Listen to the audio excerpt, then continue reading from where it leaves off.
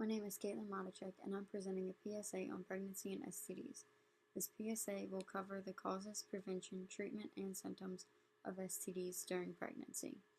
Your healthcare provider should screen for some STDs during your first prenatal visit, but if you suspect that you have been exposed to an STD, tell your doctor immediately.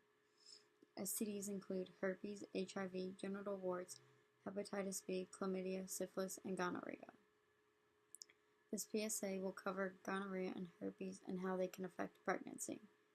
The first STD covered in this PSA is gonorrhea, since it is a very common STD. Symptoms of gonorrhea are vaginal discharge, burning while emptying the bladder, or abdominal pain. It is usually diagnosed by a swab of vaginal fluid. Gonorrhea is caused by a bacterial infection. If left untreated during pregnancy, the pregnant woman has an increased risk of miscarriage or preterm delivery. If a baby is born while the infection is active, the baby can develop blindness, joint infection, or a life-threatening blood infection. Treatment for gonorrhea is antibiotics prescribed by your doctor. Prevention for gonorrhea would be using a condom during any type of sexual contact.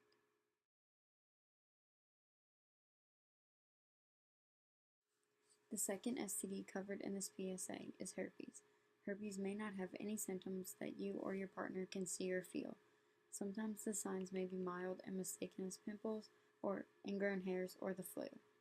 Symptoms of genital herpes may include burning when you pee if the urine touches the herpes sores, having difficulty peeing, itching, or pain around your genitals.